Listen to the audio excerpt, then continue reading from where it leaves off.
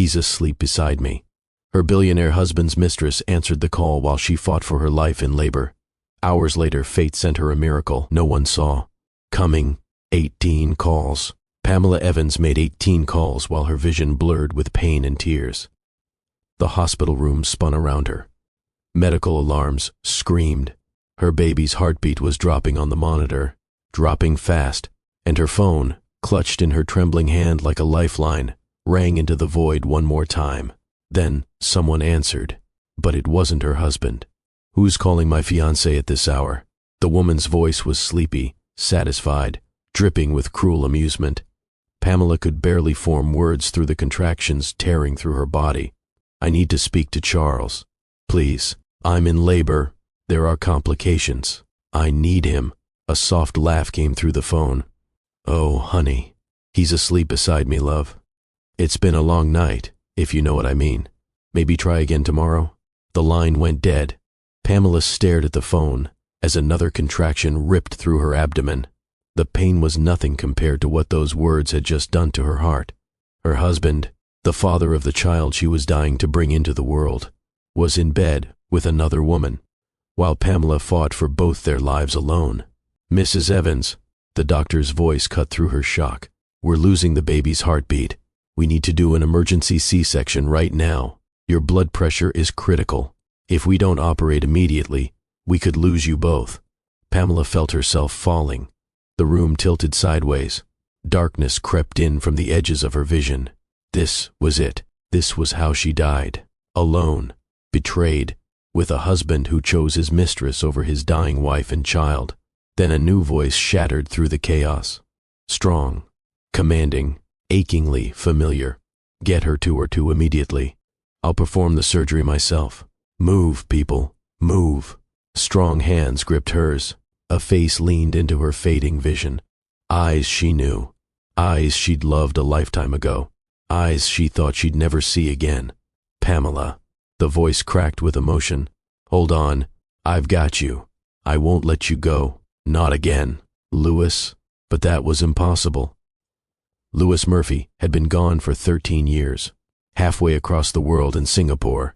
A ghost from her past. Her first love. The boy who'd promised forever before his parents tore him away after high school. He couldn't be here.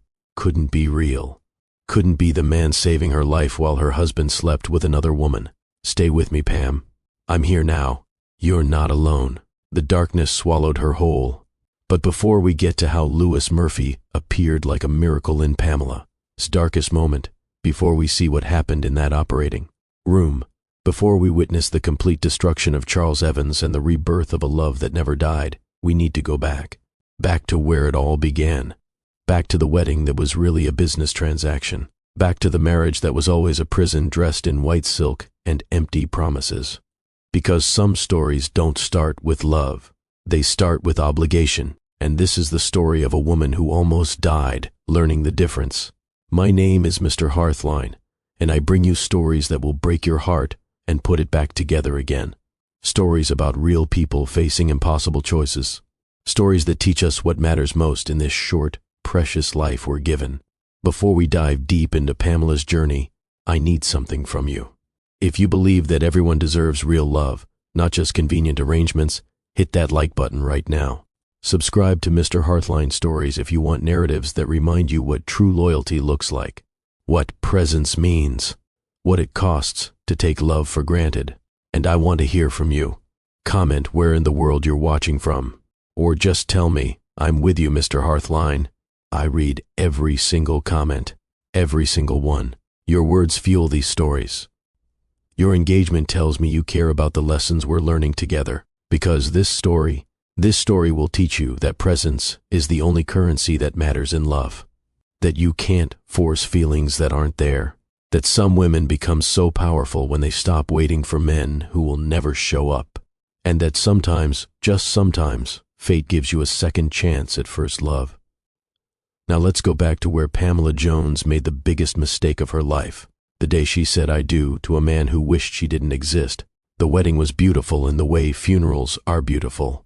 Expensive, well attended, perfectly orchestrated, and marking the absolute death of something that could have been. St. Patrick's Cathedral in Manhattan was filled with white roses. Thousands of them. The scent was so heavy, it was almost suffocating. Pamela stood in the bride's room, staring at herself in the floor-length mirror, wearing a dress that cost more than her parents' annual income. The gown was exquisite. Custom, Vera Wang. Fitted bodice with delicate lace sleeves. A cathedral train that required 3 assistants to manage. A veil made of vintage French lace that had been in the Evans family for 4 generations. She looked like a princess from a fairy tale. She felt like a prisoner being led to execution. "You look absolutely stunning, darling." Her mother fussed with the veil, tears streaming down her carefully made-up face. The Evans family chose so well. This alliance will save everything. Alliance, not marriage, not love story. Not the beginning of a beautiful partnership. Alliance, like Pamela was a territory being annexed, a business asset changing hands. Through the closed door, she could hear the string quartet playing. 300 guests waited in the cathedral. Senators, O's, society columnists who would document every detail.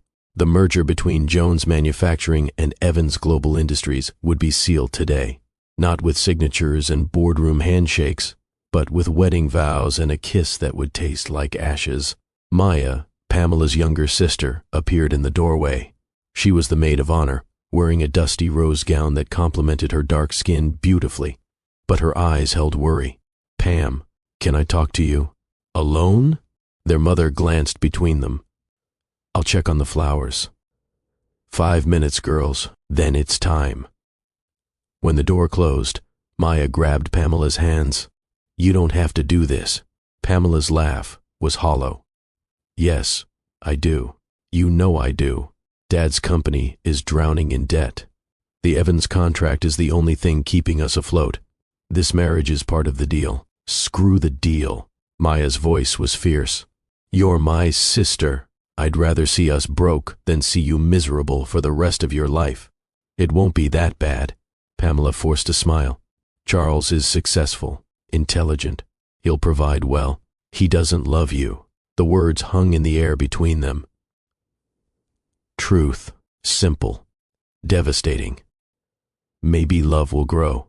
Pamela adjusted her veil in the mirror, unable to meet her sister's eyes. His parents arranged this because he refused to settle down. He was so focused on building his empire that he ignored their pressure to marry. So they found a bride for him. Me, maybe once we're married, once he gets to know me, he'll see that we could be good together. Maya touched Pamela's face gently. "You remember what real love looks like. Louis looked at you like you were his whole world. Louis is gone." Pamela's throat tightened. "He's been gone for 8 years. His family moved to Singapore. We lost touch. That was a high school romance, Maya. This is real life. Real life shouldn't feel like a death sentence." Before Pamela could respond, their mother swept back in. "It's time." The walk down the aisle was the longest of Pamela's life. Her father's arm was rigid beneath her hand. His smile was fixed. Desperate, she could feel the weight of his relief. His company was saved. His family's legacy would continue. All it cost was his daughter's freedom. The cathedral was a blur of faces. Society matrons in designer hats.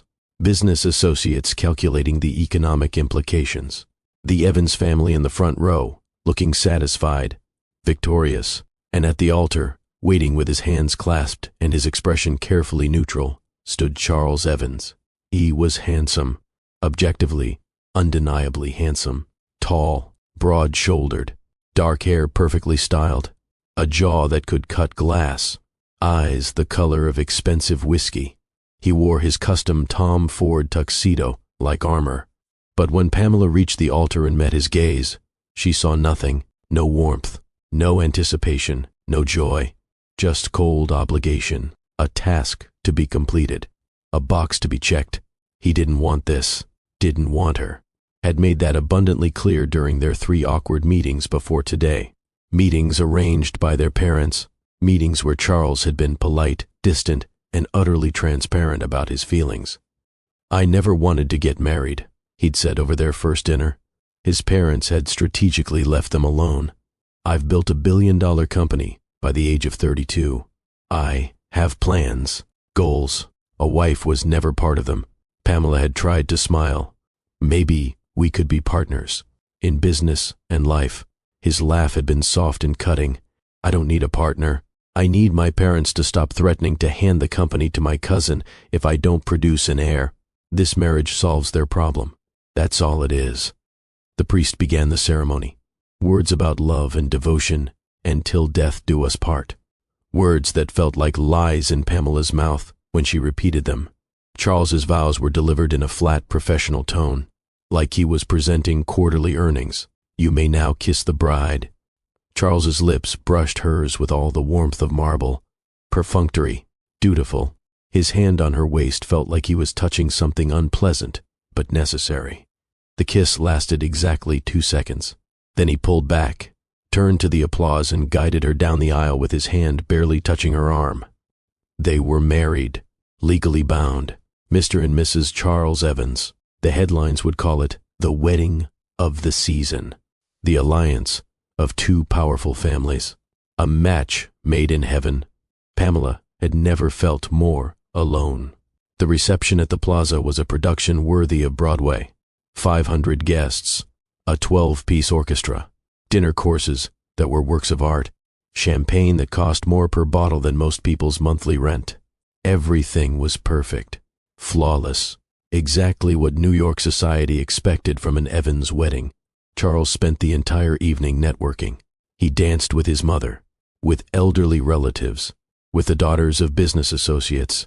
He danced with Pamela once for the required first dance, and the experience was torture. He held her like she might contaminate him, maintaining precise distance, moving through the waltz with technical perfection, but zero emotion. Around them, guests smiled and took photos. Romantic, beautiful, the handsome billionaire and his blushing bride. We need to establish some ground rules, Charles said quietly, his mouth near her ear but his eyes scanning the room. To anyone watching, it looked intimate. Pamela knew better. Ground rules? Her voice barely whispered. We'll maintain separate bedrooms in the penthouse. I'll attend necessary functions with you. Company galas, family dinners, anything required for appearances. Beyond that, you live your life, I'll live mine. Stay out of my way, and we'll get along fine. Pamela's chest tightened. And if I want more than that, an actual marriage? His laugh was soft and devastating. Then you married the wrong man. This is a business arrangement. My parents wanted me married. Your parents needed my money. We both signed contracts, but don't confuse contracts with romance. The dance ended. Charles released her immediately, turned to shake hands with a senator, and left Pamela standing, alone in the middle of the dance floor in her expensive dress, feeling invisible. Maya found her minutes later. I saw that dance. I saw his face. Pam, we can still leave, right now. We'll figure something out. It's too late. The papers are signed. The deal is done. It's never too late to choose yourself.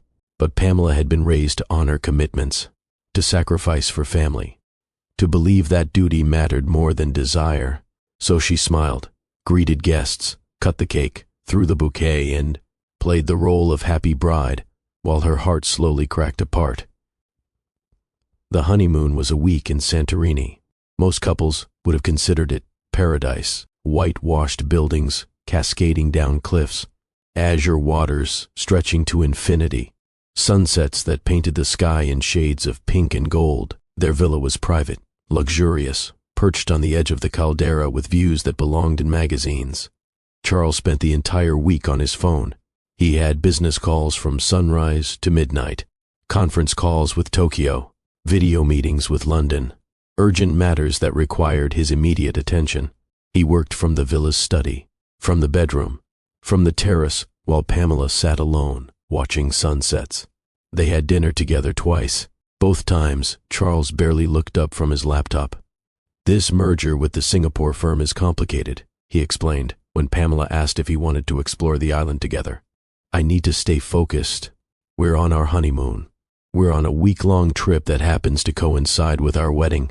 Don't romanticize it. Pamela explored ancient ruins alone. She wandered through Oya's narrow streets alone. She ate dinners across from empty chairs, watching other couples laugh and hold hands and be present with each other. At night, Charles slept in the villa's second bedroom. He never touched her, never kissed her beyond that single moment at the altar. On the third night, Pamela stood outside his closed door, gathering courage to knock, to try one more time to reach him. His voice drifted through the door. He was on the phone. "Yeah, Mom, the honeymoon is fine. She's keeping herself busy. No, we haven't discussed children yet. Can we focus on the quarterly projections?" Pamela walked away, went to her own room, cried into expensive pillows that smelled like lavender and broken dreams. They returned to New York as strangers who happened to share a last name. The penthouse Charles owned occupied the entire top floor of a building in Tribeca. Floor-to-ceiling windows, minimalist furniture, everything white and chrome and cold. It looked like a showroom, beautiful and utterly without warmth. "Your room is down this hall." Charles gestured vaguely on their first night back. "Mine is on the opposite end. We'll have a cleaning service come twice a week. My assistant handles the household accounts. If you need anything, contact her." "Charles, can we talk? Just for a few minutes? I have an early meeting. Maybe another time." Another time never came. Pamela tried to make the penthouse feel like a home. She bought plants and books. She found art for the stark white walls, photographs of landscapes, abstracts that added color. She tried to cook dinners, learning Charles's favorite foods from his assistant. Charles never came home to eat them. He worked until 10, 11, midnight. Sometimes he didn't come home at all. "Business trips," his assistant would explain. "Mr. Evans is in Boston. Mr. Evans is in Los Angeles. Mr. Evans will be traveling for the next 2 weeks." Pamela learned to eat alone, to sleep alone, to wake up in a penthouse that felt more like a mausoleum than a home. She tried to talk to him about it once, 3 months into their marriage. She'd waited up until he came home at 11:30, intercepting him before he could disappear into his room. "Charles, I need to talk to you about our arrangement." He barely paused, loosening his tie. "Can it wait? I have depositions in the morning." "No, it can't wait. I've been waiting for 3 months. We're married, Charles. We live in the same space, but I never see you.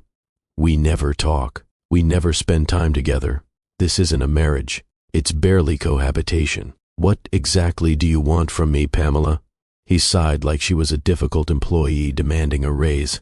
"I provide for you. You have access to unlimited funds. You live in a multi-million-dollar penthouse. You can shop, travel, do whatever you want. What more could you need? I need my husband. I need conversation, connection. I need to feel like I matter to you. You matter as much as any contractual obligation matters. I fulfill my duties. I attend events with you. I've never been rude or unkind, but if you're expecting romance or affection, you're going to be perpetually disappointed. I told you from the beginning what this was." The words landed like physical blows. "So, I'm just an obligation to you? You're my wife because our parents arranged it. Nothing more, nothing less.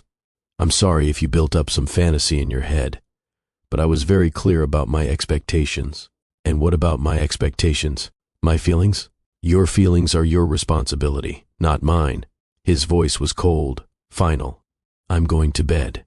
We'll discuss this another time if necessary, but my position hasn't changed." He walked away, closing his bedroom door with a soft click that sounded like a cell door locking. Pamela stood in the middle of the cold penthouse and called her mother. It was past midnight, but she was desperate. "Mom?" Her voice cracked. "I can't do this anymore." Her mother's voice was groggy, but immediately alert. "Sweetheart, what's wrong?" "Charles. He doesn't want me. He barely acknowledges I exist. I feel invisible in my own marriage. You just need to give it time." Her mother's voice shifted to placating, gentle. "Marriage is work, Pamela, especially in the beginning. Charles is focused on his career. That's what successful men do. Be patient. Be supportive. He'll come around. What if he doesn't? Then you adapt. You find fulfillment in other things. Charity work, friendships, hobbies. Many women in your position have successful, happy lives, even if their marriages are more practical than passionate. I don't want practical. I want real. Her mother's voice hardened slightly. Your father's company is stable now because of this marriage. The Evans contract brought in $7 million in revenue last quarter. Your sacrifice is helping our entire family. Think bigger than your own comfort. So, I'm supposed to be miserable so Dad's company can profit? You're supposed to honor your commitments. We raised you better than to quit when things get difficult. Pamela hung up, feeling more alone than before she'd called. Only Maya told her the truth when she visited the penthouse a week later. She took one look at her sister's hollow eyes and too thin frame and said, "You're disappearing, Pam. I can see you fading." "I'm fine." "You're not fine. You look like a ghost haunting this cold mausoleum." "Where is he?" "Business trip. Tokyo this time. 3 weeks. And you're here alone. Again." Maya's anger was palpable. "This isn't marriage. This is imprisonment. Our family needed this. I made a commitment. To hell with the commitment." Maya grabbed her hands. "You deserve someone who sees you, who values you, who looks at you the way Louis used to look at you." "Don't." Pamela pulled away. "Don't mention him." "Why not?" "Because it hurts too much to remember what love actually felt like. Because it makes you realize what you're missing. Louis is gone. He's been gone for 8 years. His parents moved to Singapore when we were 19. We tried the long-distance thing for 6 months, but we were kids. It faded. He moved on. I moved on. Did you, though? Or did you just give up and settle for this?" The question haunted Pamela long after Maya left, because she remembered Louis Murphy, remembered everything about him with a clarity that 8 years in an ocean couldn't erase. They'd met sophomore year of high school. He was new, transferred from a private school after his parents decided he needed a more diverse education. Louis had walked into their chemistry class looking nervous and out of place, and the teacher had assigned him to be Pamela's lab partner. She'd fallen in love with him over Bunsen burners and periodic tables. Louis was brilliant, kind, funny, in a quiet, thoughtful way. He listened when she talked, like her words were precious. He remembered small details, her favorite color, that she preferred, tea over coffee, that she wanted to study art history in college. Their first kiss happened after a football game their junior year. They'd skipped the after party to walk through the park, and Louis had stopped under a streetlight, cupped her face in, both hands, and said, "I know we're young, and maybe this sounds crazy, but I'm pretty sure I'm going to love you forever."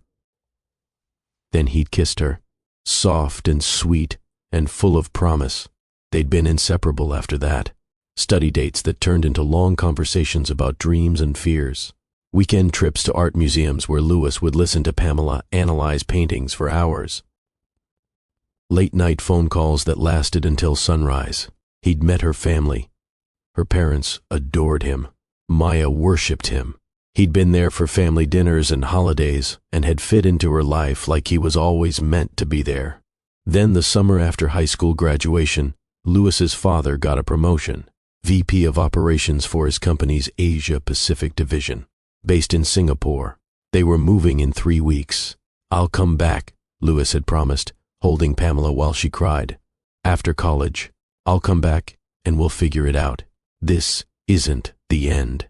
But distance is cruel to young love. Video calls across 12 time zones, messages that took hours to answer because one person was sleeping while the other was awake. The relationship that had felt so solid slowly crumbled under the weight of separation and time. They'd officially ended it 6 months after he left. A mutual decision. Louis had been gentle, heartbroken. You deserve someone who can be there with you, not someone halfway across the world living a completely different life. Pamela had agreed, had told herself it was mature to let go, but she'd never stopped wondering what if. What if his parents hadn't moved? What if they'd tried harder to make it work? What if first love actually was supposed to be forever love? Now, Lying alone in her marital bed while her husband slept with God knew who in Tokyo, Pamela let herself remember Louis's smile, the way his eyes crinkled at the corners when he laughed. How safe she'd felt in his arms, how seen. Charles made her invisible. Louis had made her feel like the most important person in the world. But Louis was gone, building a life in Singapore, probably married by now with children, living the future they'd once imagined together with someone else. And Pamela was trapped, legally bound to a man who saw her as an inconvenience, a contractual obligation, a necessary burden to maintain family peace and business relationships. 6 months into the marriage, Pamela discovered exactly how much of a burden Charles considered her. She'd been organizing paperwork in the study, trying to set up a filing system for their household documents. Charles was careless with papers, leaving bank statements and receipts scattered everywhere. His assistant had suggested Pamela take over managing the household finances. A credit card statement slipped from a stack of mail. Pamela glanced at it, intending to file it, then froze. Cartier, $8,000. Date, 2 weeks ago when Charles claimed to be in meetings all evening. Delmonico's, $600. Date, last Friday, when Charles said he was having business dinners. The Surrey Hotel, $2,000. Date, 3 different occasions last month. Her hands shook as she pulled more statements. A pattern emerged. Thousands of dollars spent at jewelry stores, expensive restaurants, luxury hotels, all on dates when Charles claimed to be working late or traveling for business. The amounts kept growing. $15,000 at Tiffany's. A weekend trip to Paris that cost $30,000. Charges from places Charles had never mentioned to her. Then she found the receipts, tucked in an envelope at the bottom of a drawer. Dinner for 2.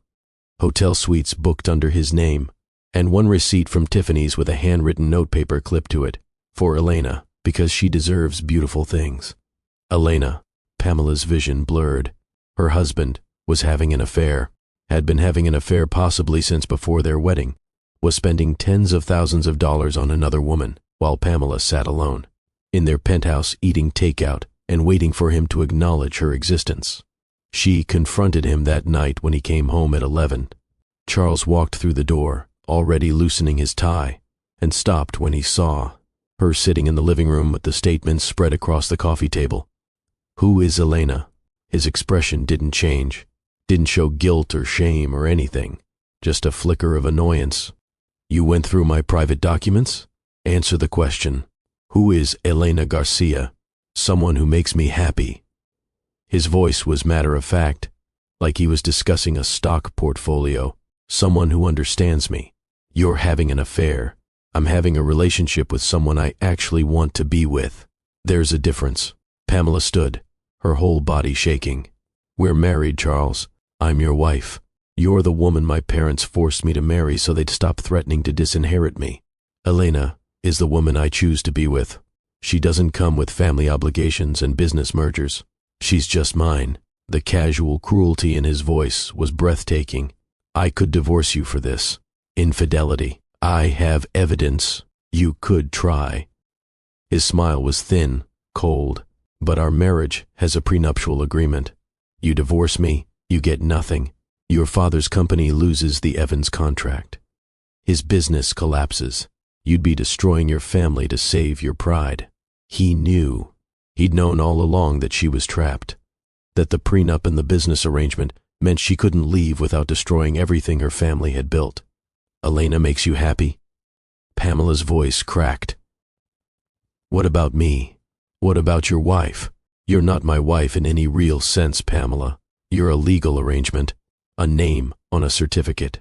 I provide for you financially. I show up to public events. I fulfill my contractual obligations. But expecting me to pretend I want this marriage, that I want you, is asking for something I can't give, can't or won't. Does it matter? The result is the same. I'm going to bed. I have early meetings. He walked past her, past the evidence of his affair, past the tears streaming down her face, closed his bedroom door like nothing had happened. Pamela sat among the credit card statements until sunrise. Then she carefully filed them away. Evidence she couldn't use. proof of a betrayal she couldn't escape. Her mother's words echoed in her mind when she called crying the next morning. Many women in your position have successful, happy lives, even if their marriages are more practical than passionate. Find fulfillment in other things. But how could she find fulfillment when she felt like she was slowly dying inside? The affair with Elena continued. Charles didn't even try to hide it anymore. He stopped making excuses about business trips. Started saying he was spending weekends with Elena. Came home smelling like her perfume. Pamela saw photos on social media. Elena Garcia, 26, stunning, dark hair, perfect body, a smile that radiated confidence. She worked as Charles's assistant at Evans Global, had worked for him for 3 years. The affair had probably started long before Pamela entered the picture. Elena posted carefully, never tagged Charles, never showed his face. But Pamela recognized the restaurants, the hotels, the private jet. One photo caption read, "When he treats you like a queen." Heart emoji, crown emoji. Pamela stared at the photo. A champagne flute, diamond bracelets sparkling on a delicate wrist, the edge of a man's suit sleeve.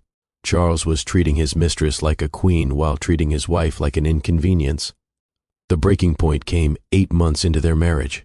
Pamela attended a charity gala with Charles, required appearance, good publicity for both families.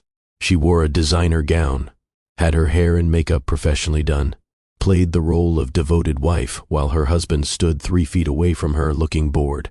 Mr. Evans, a society columnist, approached with a recorder. "Any plans to start a family soon? You've been married almost a year now." Charles's smile was practiced, charming for the cameras. "We're focused on our careers at the moment. Perhaps in a few years." But his parents had been pressuring for exactly that. An heir. The next generation of Evans' legacy. Charles had been resisting, claiming he wasn't ready. But Pamela knew the truth. He didn't want children with her. Didn't want any further entanglement with the wife he'd never wanted in the first place. That night, lying in her empty bed, Pamela made a decision. She would file for divorce after the 1-year anniversary. Her family would be angry. Her father's company would suffer. But she couldn't do this anymore. Couldn't be invisible in her own life. Couldn't watch her husband love another woman while treating her like a burden. 1 more year. Then freedom. She had no idea that in 3 weeks, Charles's parents would demand an heir. That in 4 weeks, everything would change. That in 9 months, she'd be screaming Charles's name while fighting for her life. But before we get there, I need to pause for just a moment. Because if this story is hitting you hard, if you've ever felt invisible to someone who should see you, I need you to know you're not alone. Hit that like button right now if you believe everyone deserves to be chosen, not just tolerated. Subscribe to Mr. Hearthline Stories because we're about to dive into the deepest parts of this journey. The betrayal gets worse before it gets better, but I promise you, the ending will restore your faith in second chances. Comment below where you're watching from. Tell me your city, your country, or just say, "I'm with you, Mr. Hearthline." I read every comment. Your words keep these stories going, because Pamela's story is about to take a turn. Charles's parents are about to make a demand that will lead to the worst night of Pamela's life, and the best miracle she never saw coming. Now, let's continue. The demand came during Sunday dinner at the Evans estate. Charles's parents hosted weekly dinners, required attendance for the family. Pamela had learned to dread them. The estate was in Connecticut. Old money, generational wealth, a mansion that had housed Evans' family members for over a century. Everything was formal, structured, cold despite the expensive furnishings and artwork worth millions.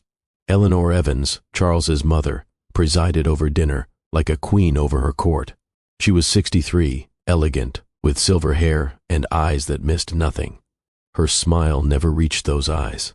Richard Evans, Charles's father, was 70, retired but still wielding influence over the company he'd built into a global empire.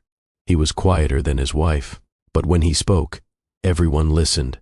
That particular Sunday, Eleanor waited until dessert was served before making her announcement. "Charles, darling, your father and I have been discussing the future." Charles set down his wine glass. "What kind of future?" The Evans legacy. Eleanor's gaze shifted to Pamela, cold and assessing. You've been married nearly 9 months now. It's time to produce an heir. Pamela's fork clattered against her plate. I'm sorry? An heir, Eleanor repeated slowly, like speaking to a child. A grandson to carry on the Evans name. Your marriage contract included provisions for children. Specifically, at least 1 child within the first 2 years of marriage. Charles's jaw tightened. We're not ready for children. Readiness is irrelevant. Richard's voice was matter-of-fact.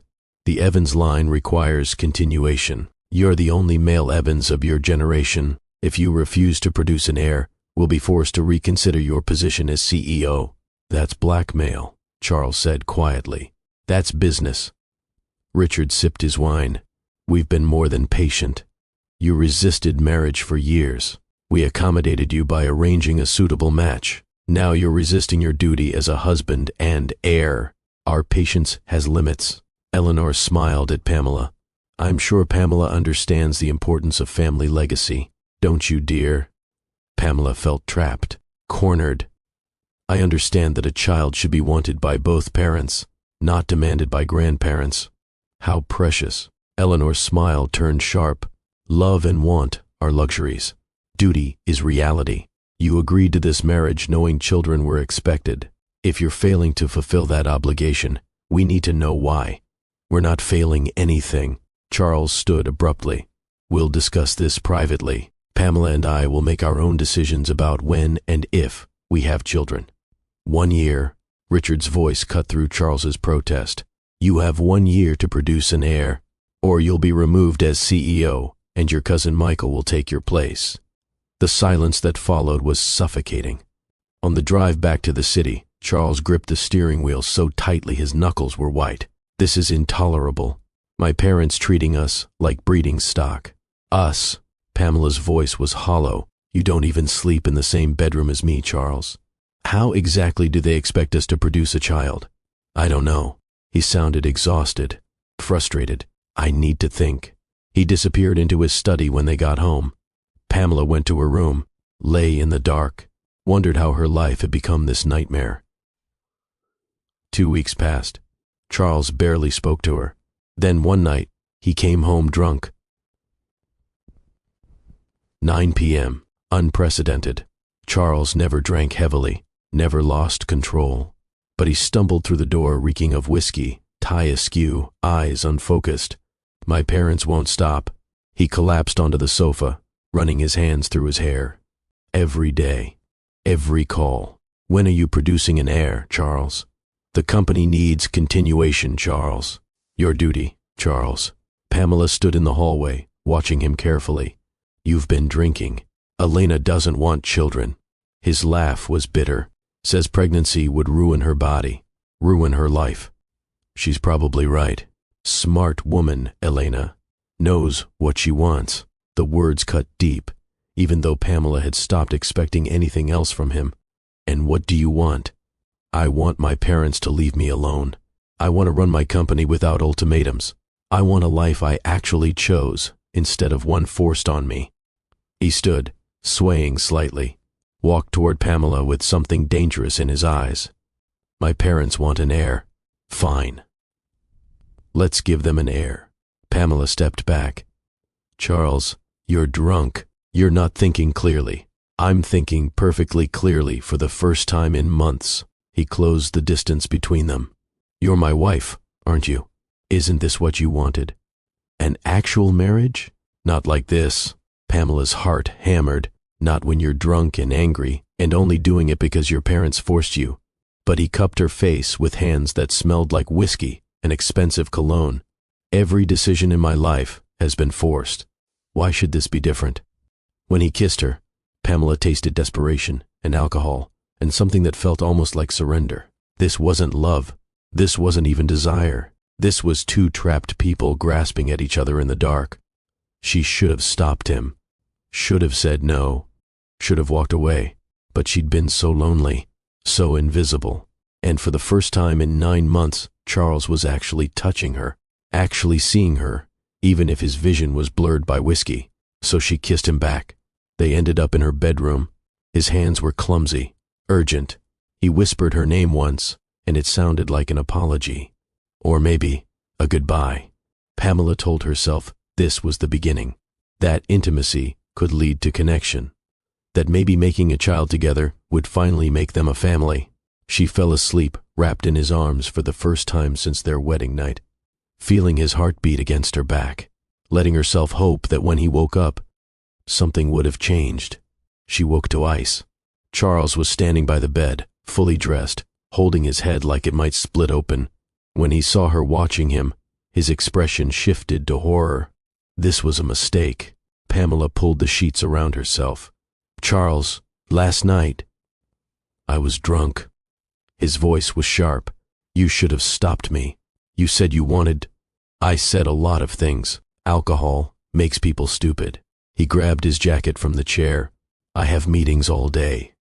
We'll pretend this didn't happen. We can't pretend. What if I'm pregnant? Then we'll deal with it if necessary. Until then, we don't discuss this. Understood? He left before she could respond, before she could ask if any part of last night had meant something to him, before she could tell him that for a few hours she'd felt like they might actually have a chance. But Charles had made his position clear. Last night was a mistake. She should have stopped it. And now they'd pretend it never happened. Pamela lay in the rumpled sheets that smelled like whiskey and regret, and for the first time since marrying Charles Evans, she let herself truly hate him. 6 weeks later, she missed her period. At first, she told herself it was stress. Her cycles had always been irregular. This meant nothing. But when the second week passed with no bleeding, with unexplained nausea and exhaustion, Pamela bought a pregnancy test. She took it in the penthouse bathroom at 3 in the afternoon. Charles was at the office. The place was silent, except for her ragged breathing. 2 minutes felt like an eternity. When she finally looked at the test, 2 pink lines stared back at her. Positive. Pregnant. With Charles's child. Conceived during a drunken night, he'd called a mistake. A baby that would be the Evans heir his parents demanded. The child that might finally make her marriage real. Or destroy it completely. Pamela sat on the bathroom floor, holding the test, and felt a complicated surge of emotions. Fear, joy, dread.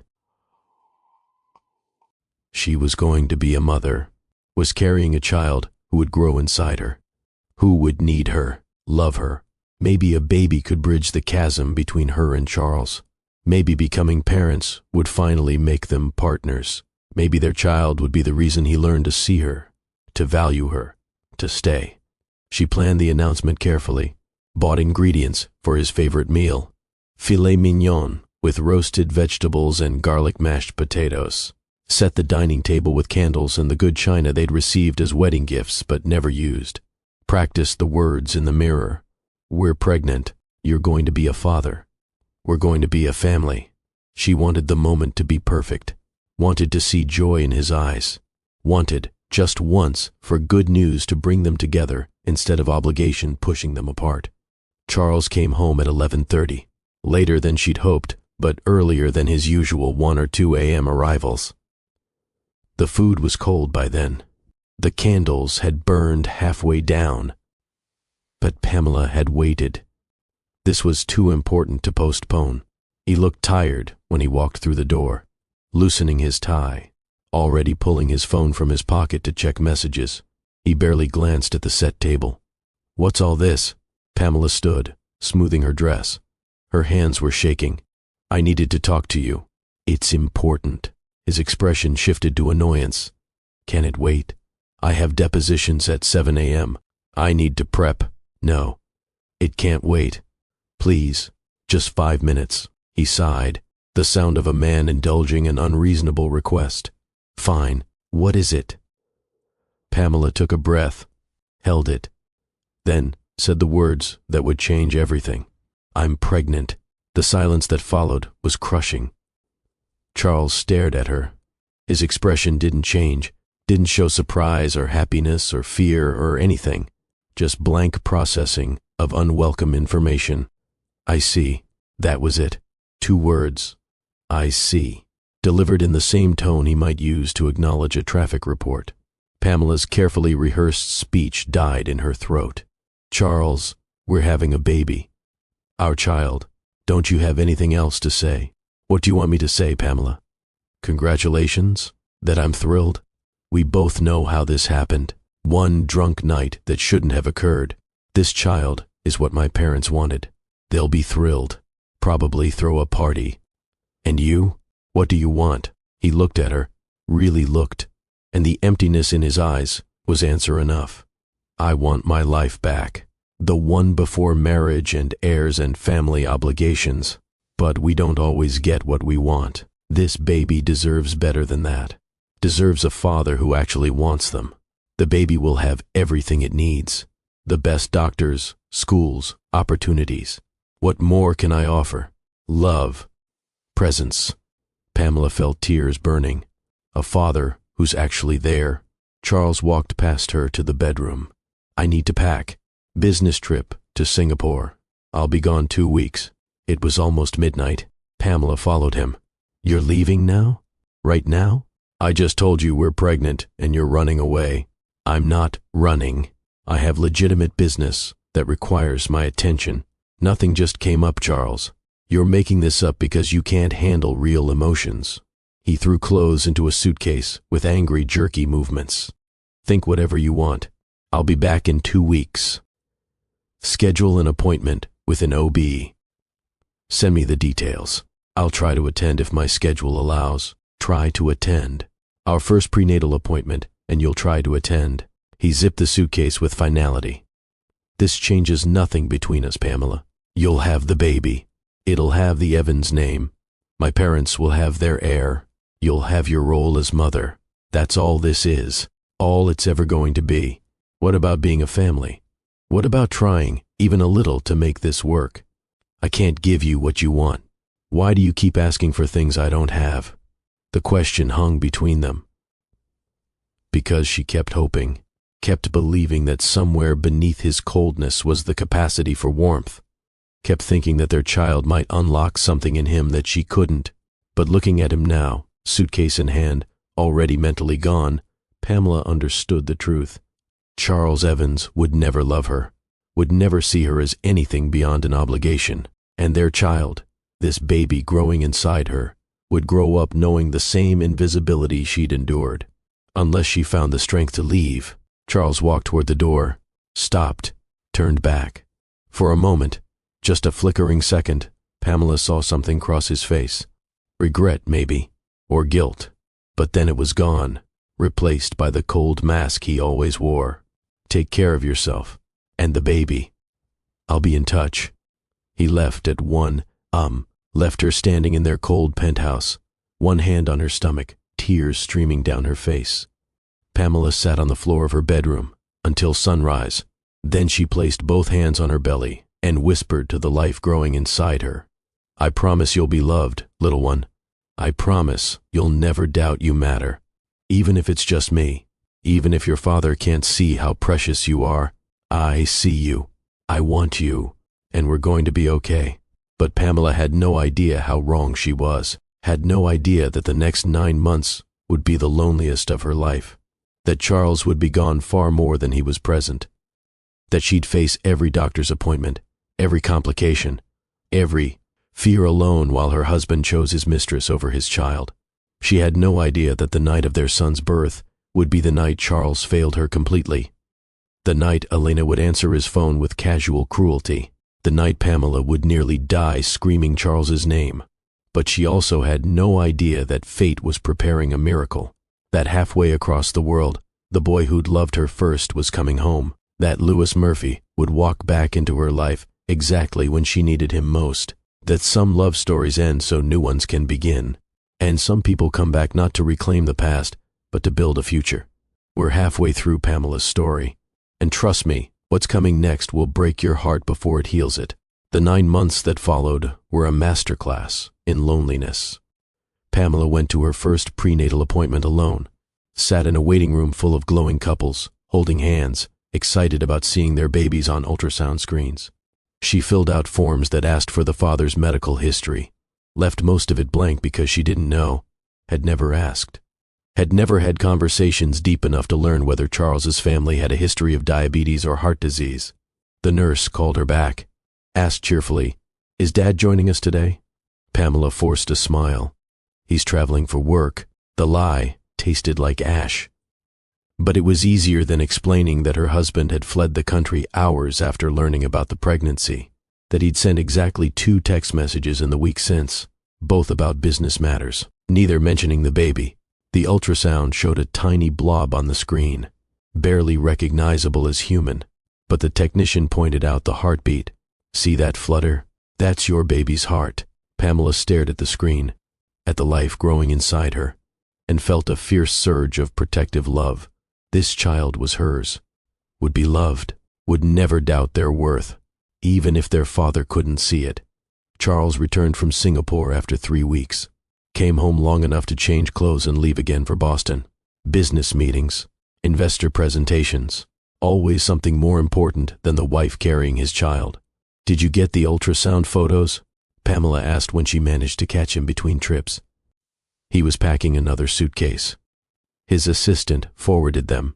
"Everything looks normal?" Normal. Not beautiful or miraculous or exciting, just normal, acceptable data.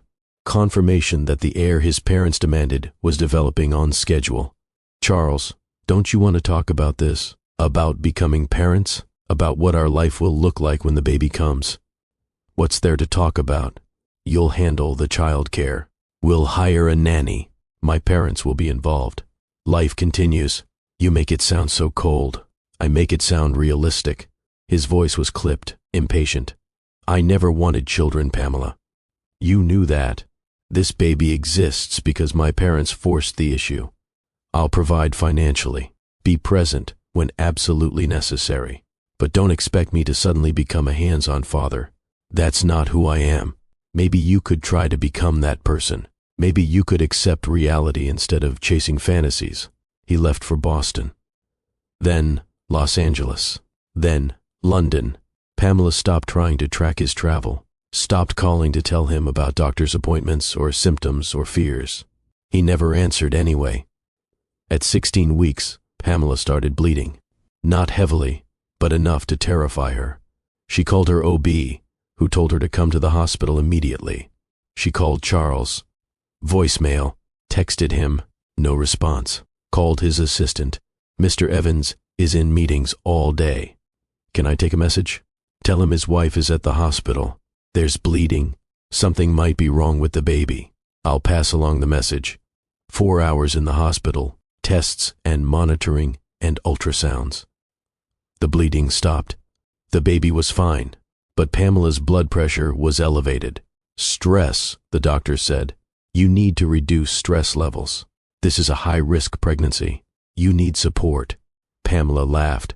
It came out bitter and broken. Support. Right. Charles called 6 hours later. By then, Pamela was home, lying in bed, staring at the ceiling. "My assistant said you were at the hospital. Everything okay?" "Everything's fine. No thanks to you. I was in back-to-back meetings. I couldn't just leave. I was bleeding, Charles. I thought I was losing the baby. And you couldn't leave a meeting? But you didn't lose it. Everything's fine. So why are you being dramatic?" Pamela hung up, turned off her phone, cried into her pillow until she had no tears left. Maya came over that night, let herself in with the spare key Pamela had given her, found her sister still in bed, eyes red, hands resting protectively on her small bump. He didn't come. Maya didn't make it a question. She knew. He didn't even call for 6 hours. Said I was being dramatic because everything turned out fine. Maya sat on the bed, taking Pamela's hand. "You can't do this for 9 more months. You'll make yourself sick. The baby will suffer.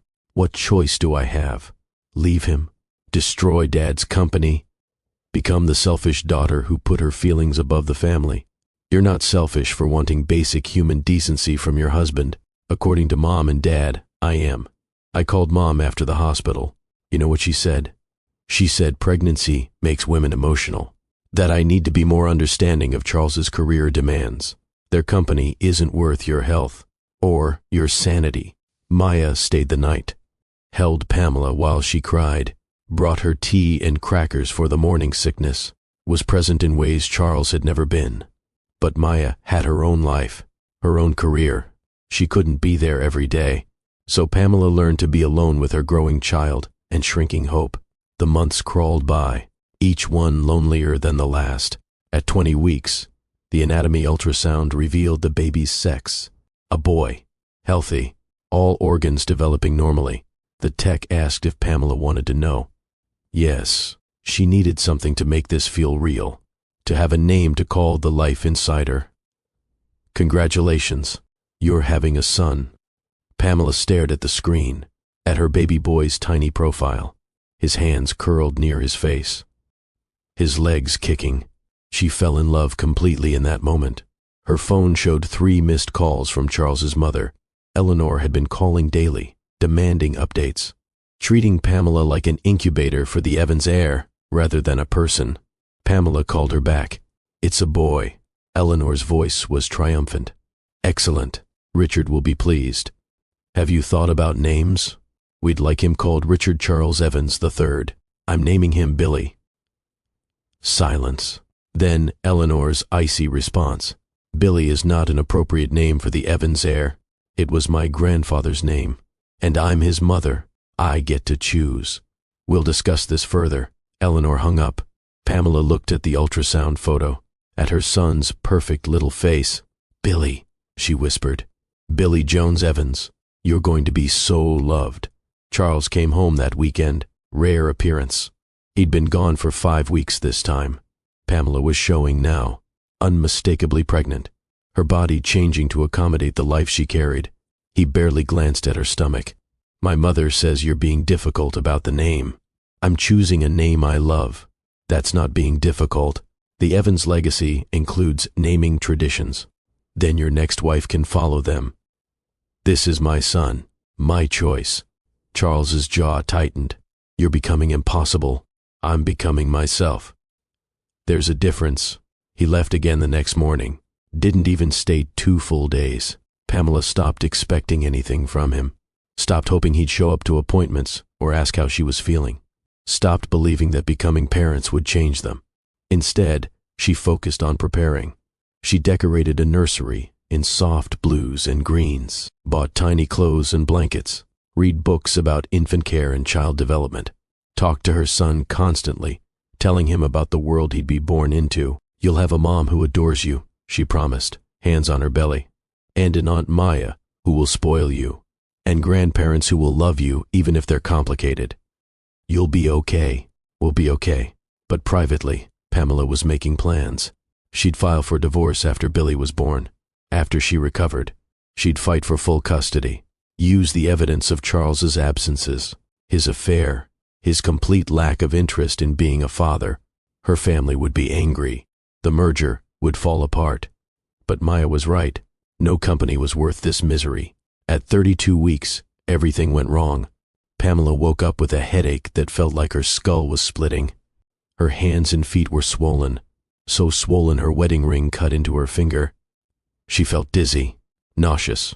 She called her OB. The nurse told her to come in immediately. Her blood pressure was dangerously high, 160 over 110. The doctor's face was grim.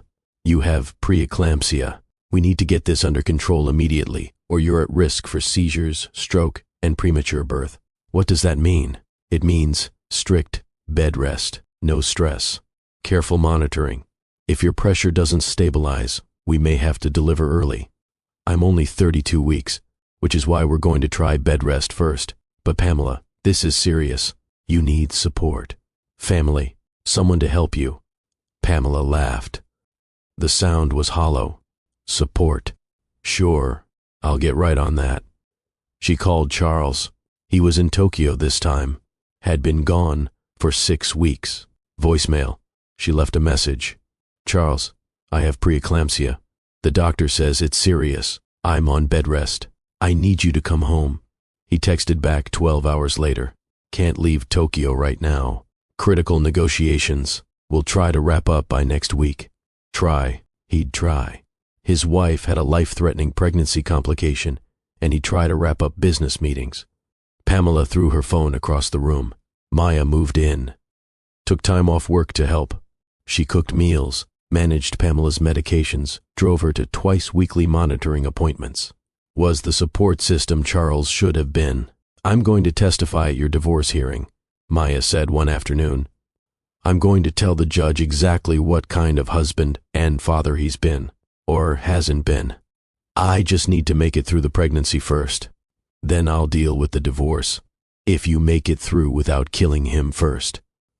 Charles came home once during Pamela's bed rest, stayed 3 days, worked from the penthouse study, barely entered Pamela's room.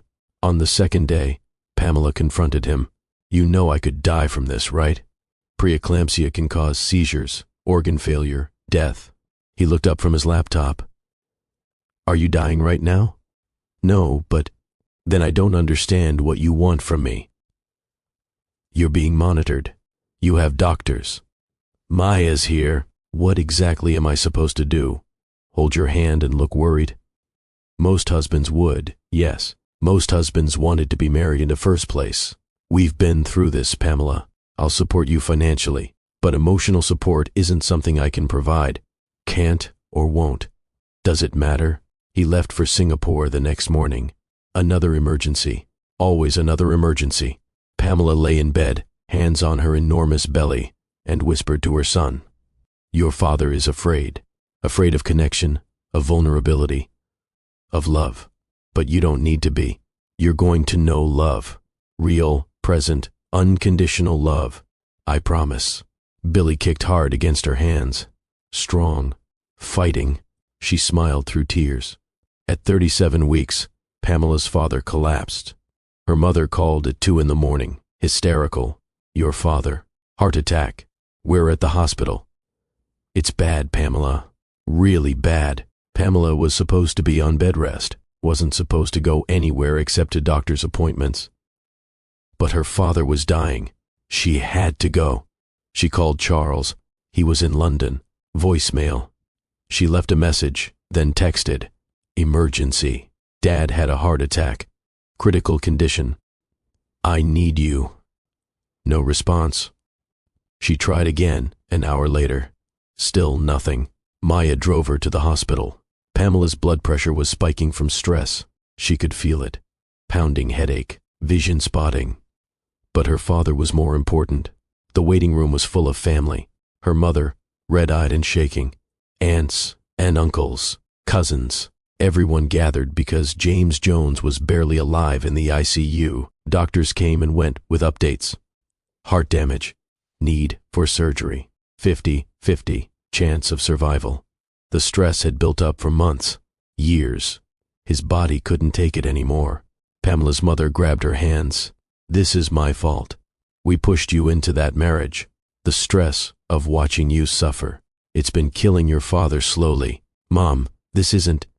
"It is. We chose business over your happiness, and it's been destroying all of us." Pamela tried calling Charles again, and again, and again. Each call went to voicemail. Each text went unanswered. Finally, at 3 a.m., someone answered. But it wasn't Charles. "Who's calling my fiancé at this hour?" Elena's voice was sleepy, smug, satisfied. Pamela's world tilted. Fiancé. Elena had called Charles her fiancé. Not boyfriend, not partner. Fiancé, like they were planning a future, like Pamela didn't exist. "Put Charles on the phone. Now." Pamela's voice was shaking. "He's sleeping." Elena's tone was casual, cruel. "It's been a long night, if you know what I mean. Call back at a decent hour." "My father is dying. I've been trying to reach my husband for 4 hours. Put him on the phone." "Oh, honey." Elena laughed softly. "When are you going to accept that he's mine? He doesn't want you. Never has. You're just the wife on paper. I'm the woman he actually loves. Put him on." "Fine. Hold on." Rustling sounds. Elena's voice, farther away. "Baby, wake up. Your wife is having another crisis." Charles's groggy voice. "Pamela, what time is it?" "My father had a heart attack. He's in ICU, critical condition. I've been trying to reach you for hours." And your fiancé answered. Silence. Then Charles's sharp voice to Elena, "Get out. Now." "But baby." "Get out." When Elena's footsteps faded, Charles spoke carefully. "Pam, I can explain." "Explain what?" "That you've been planning to marry your mistress while still married to me. That while I've been on bed rest carrying your child, you've been promising forever to someone else." "It's complicated. It's simple." Pamela's voice broke. "You're a liar and a cheat and a coward. My father is dying, probably from the stress of watching what you've done to me. And you're in bed with another woman. Your father's health isn't my responsibility. Everything is everyone else's responsibility to you, isn't it? Never yours. Never your fault. Never your problem. What do you want from me, Pamela? You want me to fly home and sit in a hospital waiting room? Will that fix your father's heart? I want you to care. For once in our entire marriage, I want you to care about something other than yourself. I can't give you what you don't have. Then we're done." Pamela's voice went cold, perfectly calm. "When I get through this night, when my father's stable or dead or whatever happens, I'm filing for divorce. I'm done pretending, done hoping, done waiting for you to become a decent human being. You can't divorce me. The prenup, I don't care about money. I don't care about your company or our families or any of it.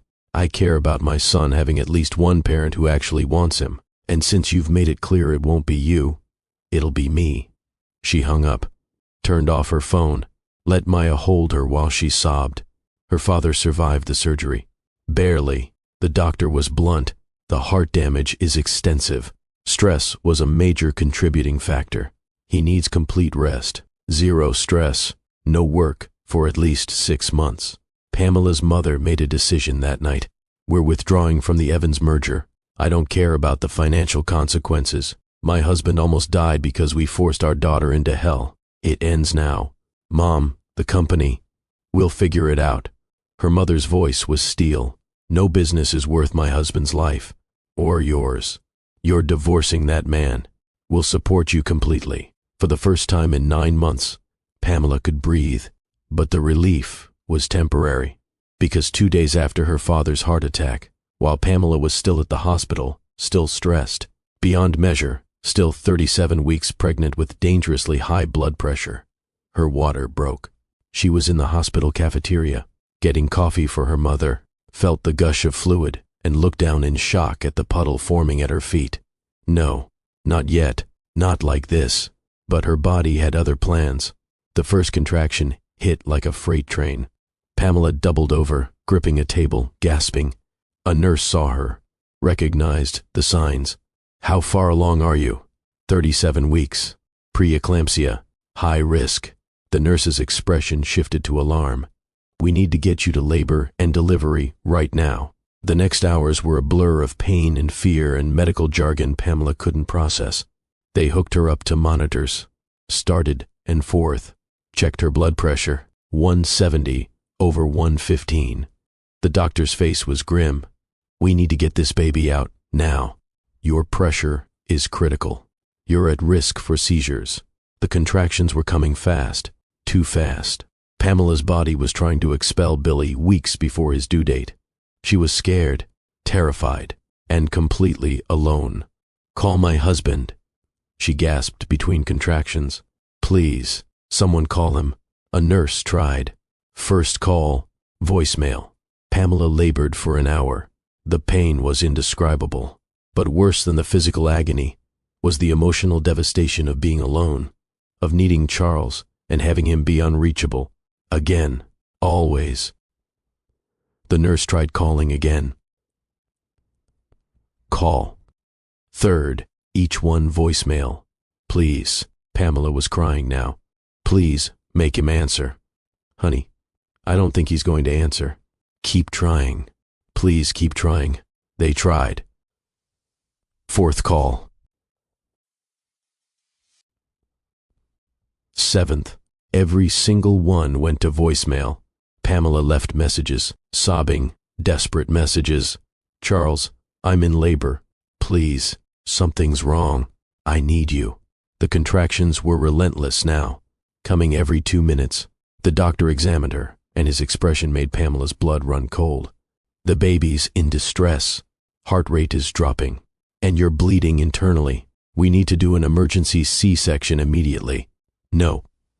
Pamela shook her head. No. Wait for my husband. Please. He'll come. He has to come. Mrs. Evans, we don't have time to wait. If we don't operate right now, we could lose you both. They tried calling Charles again. 8th call. 9th, 10th, 11th. All voicemail.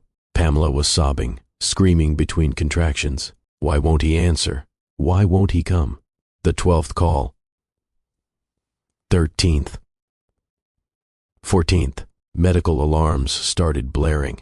Billy's heartbeat on the monitor was dropping fast. Mrs. Evans, we're out of time. Please, just try one more time. 15th call. 16th. 17th. Then, finally, the 18th call connected. Someone answered. But it wasn't Charles. Who's calling my fiancé at this hour? Elena's voice, that same cruel, satisfied tone. Pamela could barely breathe through the pain. I need Charles. Please, I'm in labor. Complications. I need him. A soft laugh. Oh, honey. He's asleep beside me, love. It's been a long night. Maybe try again tomorrow. The line went dead. Pamela stared at the phone. The betrayal was so complete, so absolute, that for a moment she couldn't feel anything, couldn't process.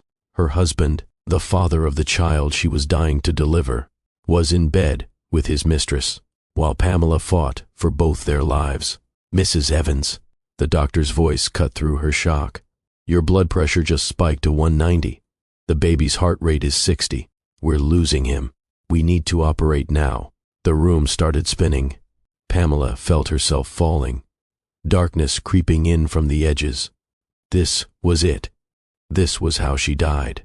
Alone. Betrayed. Calling for a man who chose another woman. Then chaos erupted. Medical alarms screaming. Hands pulling at her. Voices shouting medical jargon she couldn't understand. And through it all, a new voice. Strong. Commanding. Familiar in a way that made no sense. Get her to her two immediately. I'll perform the surgery myself. Move, people. Move. Pamela felt strong hands grip hers, felt someone's presence cutting through the panic.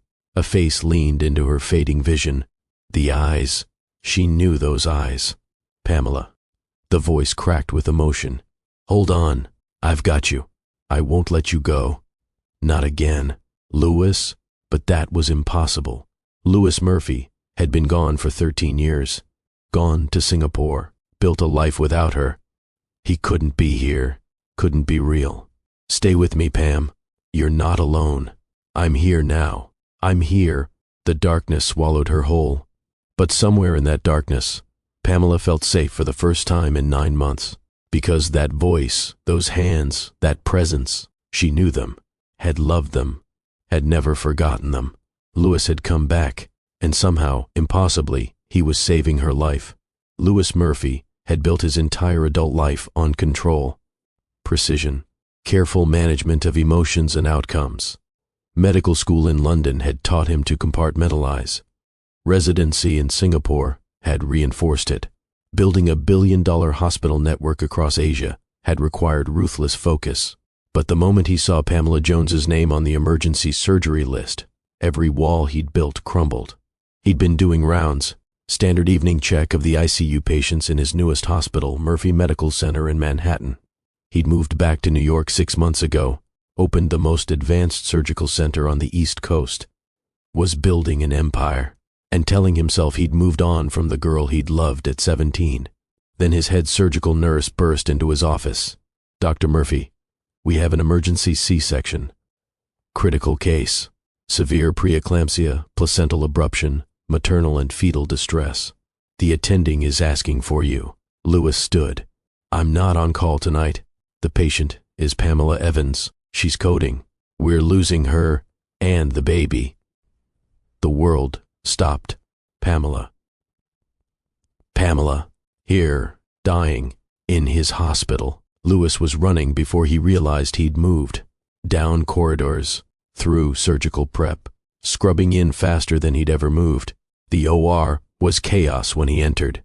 Alarms screaming.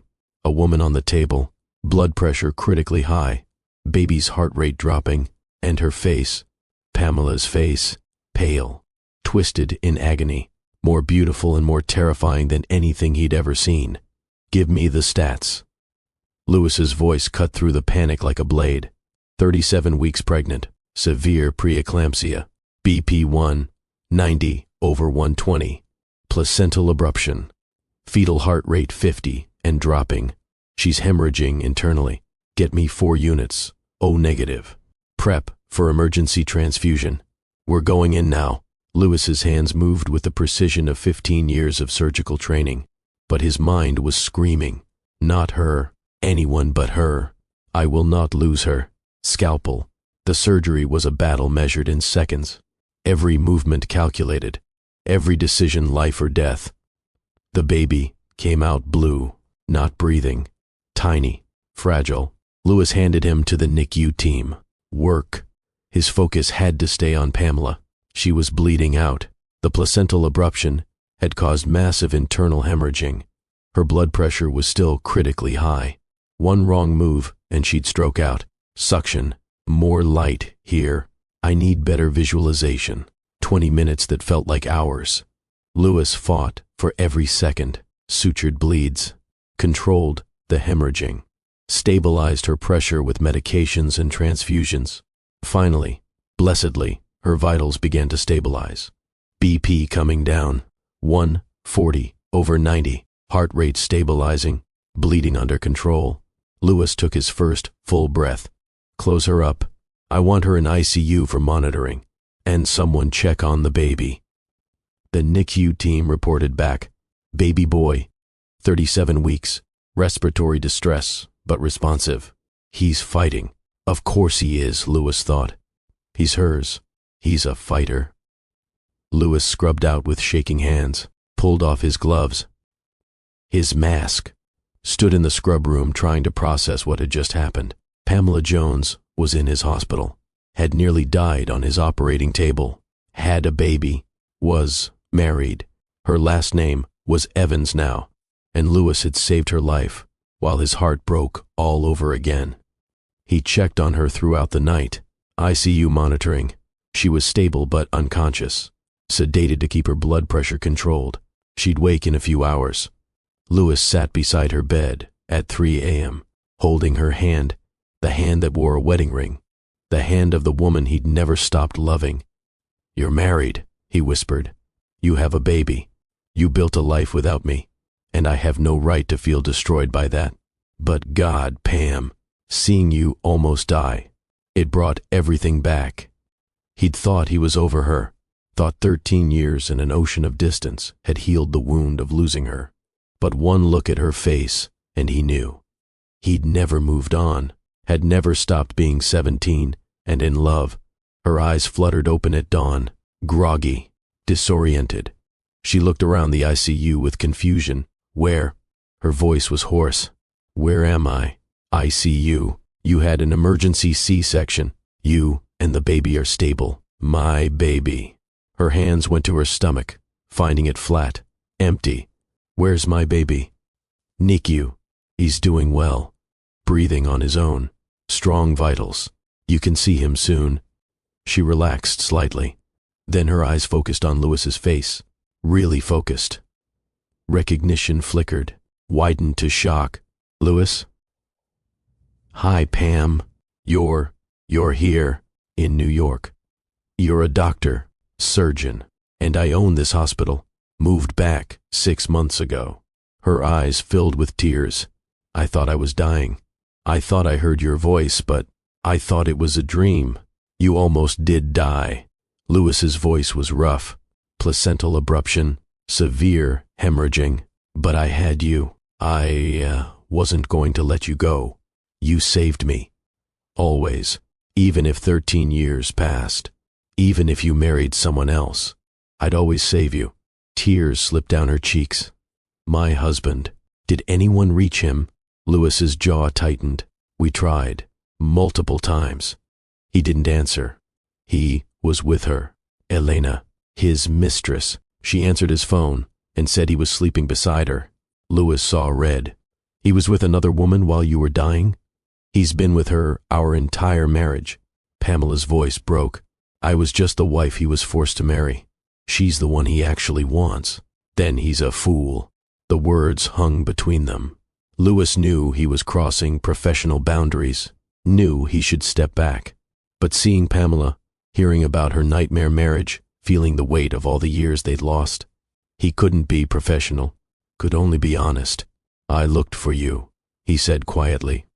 When I moved back to New York, I knew it was pathetic, but I looked. Found out you'd gotten married 2 years ago to Charles Evans, billionaire. Success story. I told myself you were happy, that you'd found what you deserved. Pamela laughed bitterly. Happy? I've been invisible for 2 years, married to a man who wishes I didn't exist. Pregnant, alone, almost died alone. The only reason I survived is because you happened to be here. Not happened, Pam. Fate, destiny, whatever you want to call it. I came back to New York 6 months ago, opened this hospital 3 months ago. You ended up here, in my OR, exactly when you needed me most. That's not coincidence. Then what is it? A second chance, or maybe just proof that some connections never break, no matter how much time passes. A nurse entered, breaking the moment. Mrs. Evans, would you like to see your son? Yes. God, yes. They brought Billy in, tiny, in his incubator, hooked to monitors, but breathing on his own. Pamela burst into tears the moment she saw him. He's perfect. He's strong, like his mother. Louis watched her study her son with wonder. What's his name? Billy. Billy Jones Evans, not Richard Charles III. His grandmother wanted that. I refused. This is my son. I chose his name. The fierceness in her voice made Louis smile. There's the Pam I remember, the one who doesn't back down. I forgot her for a while. Lost myself, trying to be what everyone else wanted, but almost dying. Bringing Billy into the world alone. It reminded me who I am. And who are you? A woman who's done being invisible, done waiting for a man who will never show up, done pretending my marriage is anything but a prison. Louis wanted to ask if that meant divorce. Wanted to ask if there was any chance, any possibility, that the girl he'd loved might be free. But it was too soon. She'd just given birth, just survived a trauma. He couldn't put that pressure on her. So instead he said, you need rest. I'll check on you and Billy throughout the day. And Pam, if you need anything, anything at all, I'm here. Why? After all these years, after I married someone else, why would you be here for me? Louis met her eyes. Because some promises transcend time. I told you once I'd love you forever. Turns out I meant it. He left before she could respond, before he could say more, before he could beg her to leave her husband and give them a second chance. But the truth was out there now, hanging in the sterile ICU air. Louis Murphy had never stopped loving Pamela Jones. And based on the look in her eyes, maybe she'd never stopped loving him either. Charles showed up 4 days later. Pamela was in a recovery room. Billy was out of NICU, rooming with her, nursing well. She was healing, physically at least. Emotionally she was shattered, but she'd made a decision. Clear, final, unshakable. She was divorcing Charles Evans. He walked in, carrying flowers. Expensive, probably from his assistant. His expression was carefully neutral, guilty but defensive. Pamela, how are you feeling? She looked at him. This man who'd ignored 18 calls while she fought for her life. This man who'd been in bed with his mistress while Pamela delivered his son, and felt absolutely nothing. How am I feeling? Pamela's voice was calm, cold. I almost died, Charles. Your son almost died. And you were unreachable. I was in London. I came as soon as I could. You came 4 days later. Billy is 4 days old, and you're just now showing up. I had obligations. Obligations? Pamela laughed. Your son being born. Your wife nearly dying. Those weren't obligations, but whatever meeting you had in London was. Charles set down the flowers. I know you're upset. Upset doesn't cover it. I called you 18 times, Charles. 18. Nurses tried to reach you, left messages, and on the 18th call, your fiancé answered. His expression flickered. I've explained about Elena. No, you've excused Elena. There's a difference. She told me you were asleep beside her. Told me to call back at a decent hour. While I was dying. You didn't die. The words landed like a slap. That's your response? I didn't die, so it's fine that you weren't here? What do you want from me, Pamela? You want me to grovel? Apologize? Pretend I'm someone I'm not? I want you to sign divorce papers. Charles stared at her. What? I'm divorcing you. My lawyer will file papers next week. We're done. You can't be serious. The prenup. I don't want your money. I don't want anything from you except out. What about Billy? He's my son. Biologically, yes. Functionally, you've held him for exactly 6 minutes since walking in this room. You've been a father for 4 days and you couldn't even show up for 3 of them. I was working. You're always working, always traveling, always with Elena. You've never been present. Not for me. Not for our marriage. And you won't be present for Billy. That's not your decision to make. Actually, it is. Pamela's voice was steel. I have documentation of your absences. 18 unanswered calls during a medical emergency. Hospital staff who will testify you were unreachable. And Elena's social media posts proving the affair. You've been building a case against me. I've been surviving you. There's a difference. Charles's expression shifted. Calculation replacing guilt. You'll get nothing in the divorce. The prenup is ironclad. I don't want your money. I want full custody of Billy, and I'll get it, because I can prove abandonment, neglect. You weren't there when he was born, Charles. Any judge will rule in my favor. My lawyers will destroy you. Let them try. A nurse knocked, entering with Lewis behind her. Dr. Murphy wanted to check on Billy. Lewis stopped when he saw Charles. His expression went cold, professional but hostile. Mr. Evans, you made it. Only 4 days late.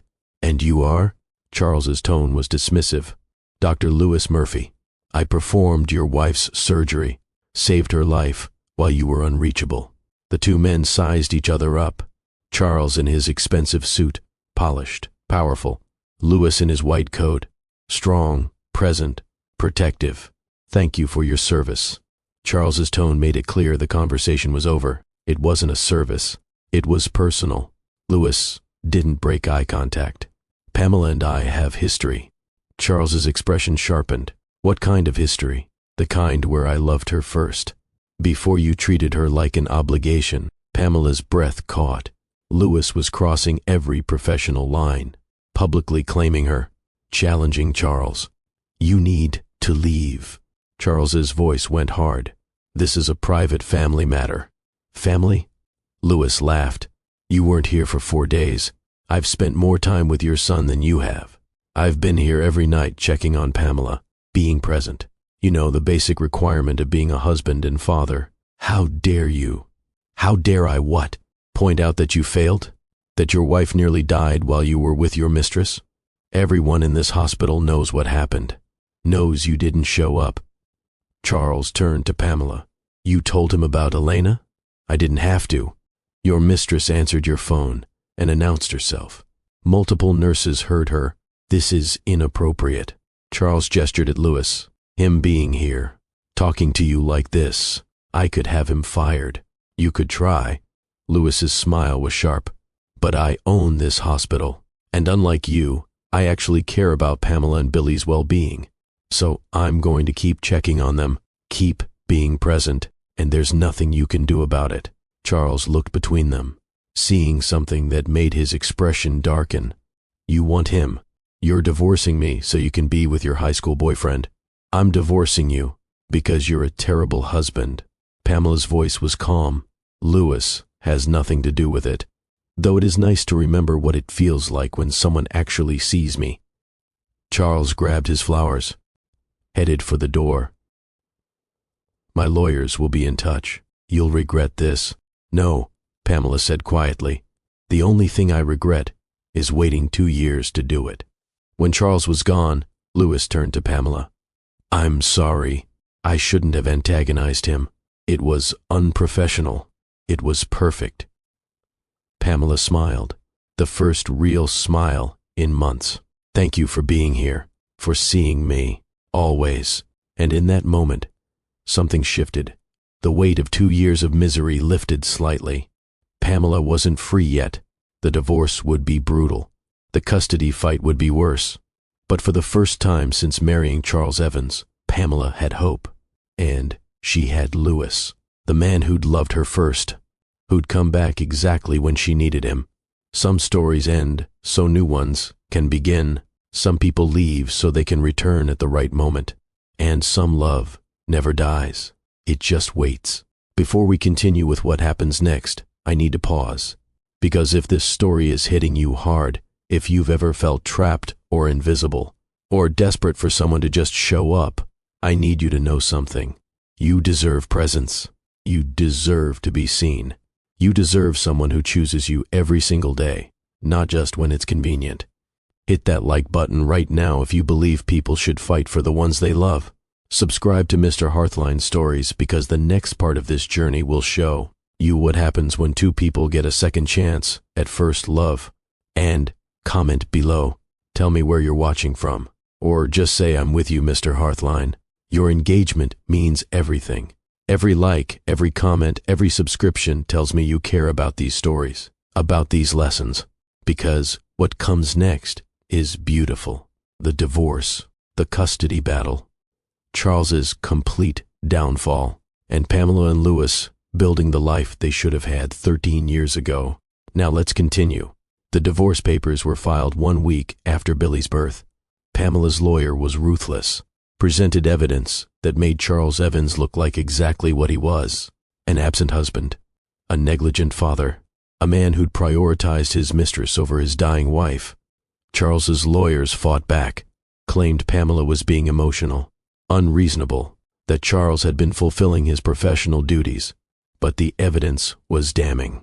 Hospital records showing 18 unanswered calls during a medical emergency, testimony from nurses who heard Elena answer Charles's phone, credit card statements proving years of affair expenses, social media posts where Elena referred to Charles as her fiancé, and the final nail, a recording. Pamela's sister Maya had been at the hospital the night Elena answered, had heard the whole thing, and Maya, brilliant, protective Maya, had recorded it. The audio played in the first custody hearing. Elena's voice, smug, cruel. "He's asleep beside me, love. It's been a long night." The judge's expression went cold. "Mr. Evans, you were with your mistress while your wife was in critical labor?" Charles's lawyer tried to spin it. "My client was on a business trip. The relationship with Ms. Garcia is complicated, but separate from his commitment to his son." The judge wasn't buying it.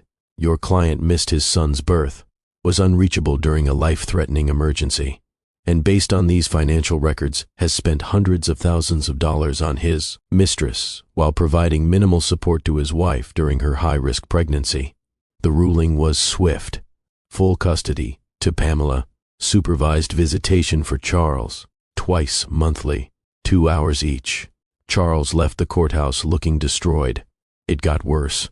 Elena, seeing Charles's empire crumbling, made her own move. She went to a tabloid with everything. Text messages where Charles discussed hiding assets, evidence of corporate fraud he'd committed to fund their lifestyle, proof of embezzlement. The tabloid paid her $500,000 for the exclusive. She was photographed in Monaco a week later, on a yacht, with a different billionaire. Younger, richer, unmarried.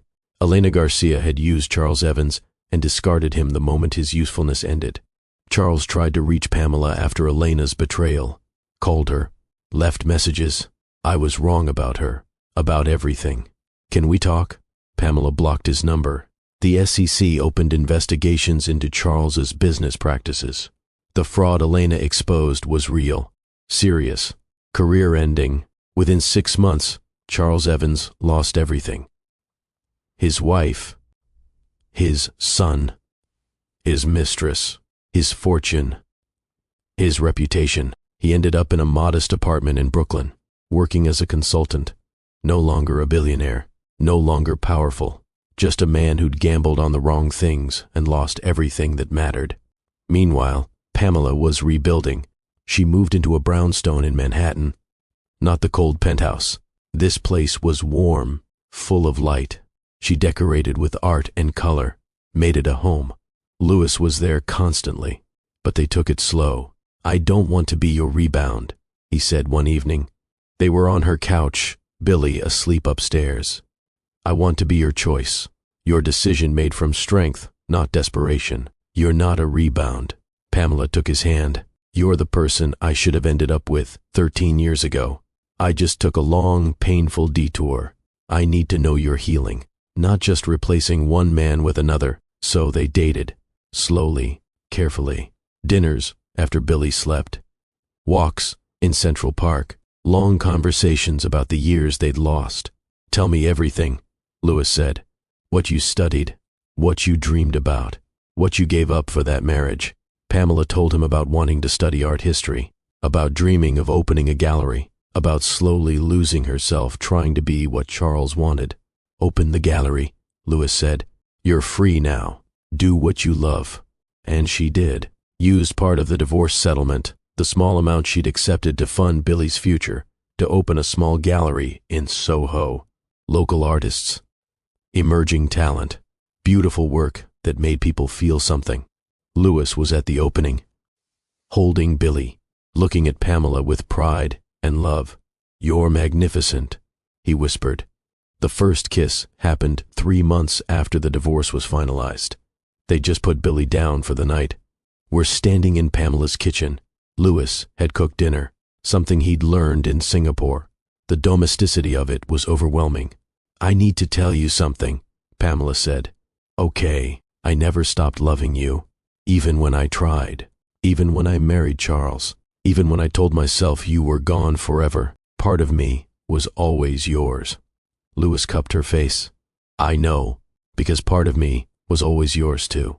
The kiss was gentle, tentative, then deeper, years of longing channeled into touch. When they pulled apart, Louis rested his forehead against hers. "I'm not rushing this. We have time. I'm not going anywhere. Ever. Promise?" Pamela Jones, "I loved you at 17. I loved you at 30. I'll love you when we're 90 and you're yelling at me for forgetting where I put my glasses." She laughed, cried, kissed him again. They spent a year rebuilding trust, learning each other as adults. Louis proved his commitment every single day, showing up, being present, loving Billy like he was his own son. Billy's first word was a toss-up between Mama and Louis. Charles showed up for his supervised visits occasionally. Sometimes he made the effort, sometimes he didn't. Billy barely recognized him, would cry when Charles tried to hold him, would reach for Louis instead. It killed Charles, seeing another man raise his son, but he'd made his choices, and choices had consequences. When Billy turned 18 months old, Louis proposed. They were in Central Park, fall leaves falling like confetti. Billy was toddling between them, laughing at everything. Louis knelt down, pulled out a ring, not expensive, just meaningful, a sapphire, Pamela's favorite stone. "Marry me," he said, "not because of family pressure or business mergers. Marry me because you love me, because I love you, because we're already a family and I want to make it official." "Billy, perfect timing," shouted Louis Da. Pamela laughed through tears. "Yes, God, yes." The wedding was small, just family and close friends. Maya as maid of honor, Billy as ring bearer, taking his job very seriously. Pamela wore a simple dress, white but not traditional. Free-spirited, joyful, everything her first wedding hadn't been.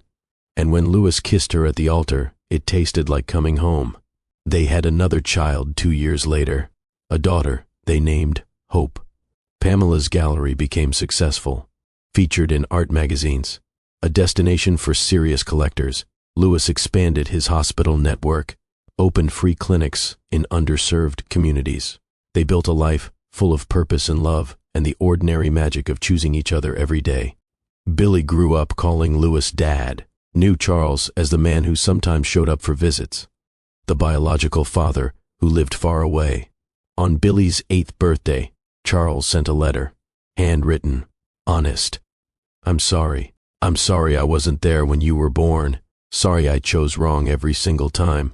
Sorry I didn't know how to love you or your mother. I don't expect forgiveness, but I want you to know I regret everything, and I'm proud of the boy you're becoming, even if I had nothing to do with it. Billy read it with Pamela and Lewis beside him. Do you want to meet him? Pamela asked. When you're older, make your own decision? Billy thought seriously. Maybe when I'm 18, like the court said, but Lewis is my dad. Charles is just the man who helped make me. There's a difference. Yes, Lewis said, pulling his son into a hug. There is. And in Brooklyn, Charles read the update from his lawyer. Billy didn't want contact yet. Might reconsider at 18. Charles accepted it. Tried to make peace with being a cautionary tale instead of a father. He never remarried, never had other children, just existed, a ghost of the powerful man he used to be. While in Manhattan, in a brownstone full of laughter and love, a family thrived. Billy and Hope grew up knowing they were wanted, loved, seen. Pamela opened 2 more galleries, became a respected name in the art world. Lewis's hospital network expanded to 12 cities. And every night, Pamela and Lewis fell asleep in each other's arms, grateful for second chances, for fate bringing them back together, for love that survived time and distance and all the obstacles life threw at them. One night, on their 10th wedding anniversary, Lewis asked, Do you ever regret the years we lost? Pamela considered, No, because everything led us here. And here is perfect. Even the pain, even Charles, even that, because it taught me what presence means, what real love looks like, how to value someone who shows up. Lewis kissed her forehead. I'll always show up, Pam, until my last breath. I'll always be here. And he was. Some men don't realize they're holding heaven until it slips through their fingers. Charles Evans learned that too late. Some women become so powerful when they stop waiting for men who will never show up. Pamela became fire. And some people are meant to find each other, no matter how many years pass, no matter how many obstacles stand in the way.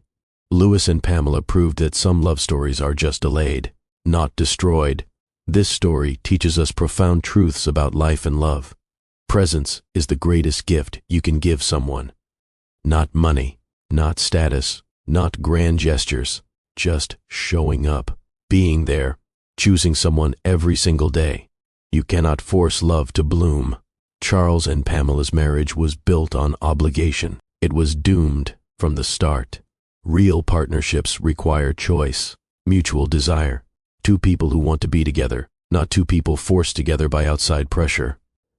Betrayal reveals character. Charles showed exactly who he was. Pamela learned to believe him, to stop making excuses, to stop hoping he'd change. Sometimes people show you their truth. Your job is to accept it and act accordingly. Some endings are really beginnings. Divorce freed Pamela to find real happiness. Walking away from Charles wasn't failure. It was the bravest thing she'd ever done. Children know the difference between biology and actual parenting. Billy could have grown up confused about his father. Instead, he grew up clear. Lewis was his dad, the man who showed up, who loved him, who was present. DNA doesn't make you a parent. Love and consistency do. Second chances exist. First love can become forever love when both people choose it. Lewis and Pamela got their second chance because fate intervened, because they'd never truly let each other go, because some connections transcend time. You teach people how to treat you. When Pamela finally set boundaries, when she demanded respect, when she walked away from mistreatment, she taught Billy about self-worth, about not accepting less than you deserve. If this story moved you, if it reminded you of what real love looks like, I need you to do something right now. Hit that like button. Show me this story mattered to you. Subscribe to Mr. Hearthline Stories. We tell narratives about resilience, redemption, and real love. About people who face impossible choices and find the strength to choose themselves. Comment below. Where are you watching from? New York? Lagos? Mumbai? London? I want to hear from our global community. Or just tell me, I'm with you, Mr. Hearthline. Those words mean everything. Share this story with someone who needs to hear that second chances are real. That walking away from the wrong person opens the door for the right one. That presence matters more than anything else. And let me ask you, do you think Charles could ever truly redeem himself? Or are some mistakes unforgivable? Debate in the comments. I read every single one. Because here's what I want you to remember from Pamela's story. You deserve someone who sees you, who chooses you, who shows up for you, not just on easy days, but especially on the hard ones. Don't settle for being someone's obligation when you could be someone's priority. Don't wait for people to change who have shown you exactly who they are. Don't stay in situations that make you invisible just because leaving is hard. Some women become phoenixes, rising from ashes of betrayal into lives more beautiful than they imagined. Pamela did that. Some men become cautionary tales. Charles did that. And some people come back not to reclaim the past, but to build a future. Lewis did that. The question is, what will you do? When life puts you in impossible situations, will you have the courage to choose yourself, to walk away from what's killing you, to trust that something better exists? Pamela almost died learning these lessons, but she survived, built an empire of her own, raised a son who knew his worth, found love that saw her completely, and if she can do it, so can you. My name is Mr. Hearthline. I bring you stories that break hearts and heal them. Stories about real people facing real struggles. Stories that teach us what matters most. Thank you for being here, for listening, for engaging, for caring about these lessons. Until next time, remember, choose love that chooses you back. Be present for the people who matter. And never settle for being invisible when you were born to shine. I'll see you in the next story. Until then, be well, be brave, and be the person who shows up.